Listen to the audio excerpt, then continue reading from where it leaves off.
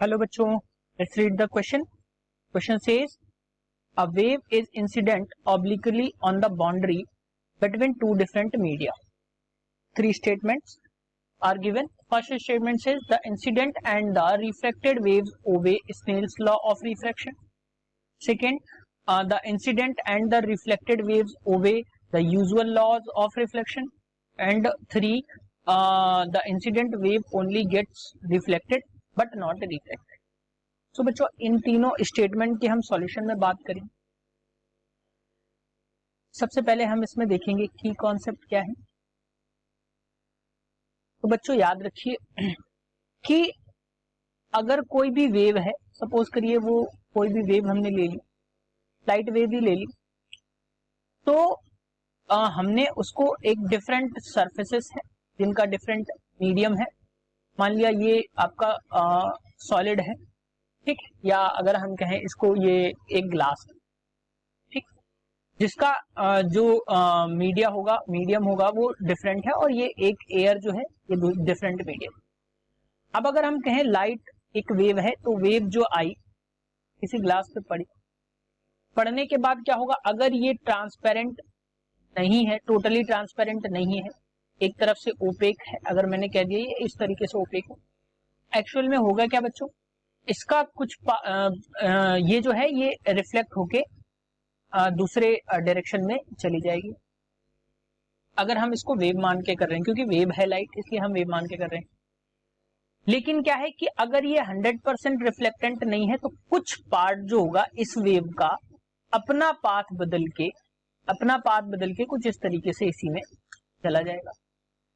तो पहली बात जो टकरा के वापस आया, तो यहां पे हुआ रिफ्लेक्शन. अगर हम बात करें, पहली चीज जो फॉलो हुई वो हुई रिफ्लेक्शन, तो हुआ यहाँ पे.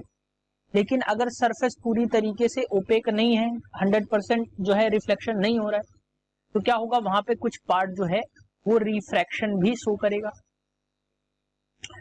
यानी कि अगर हम बात करें कि क्या होगा, और अगर यहाँ पे रिफ्लेक्शन हो रहा है तो ये रिफ्लेक्शन लॉज को भी फॉलो करेगा और ये रिफ्रैक्शन लॉज को भी फॉलो करेगा. जो भी लॉज हैं उन सारे लॉज को यहाँ पे ये फॉलो करेगा.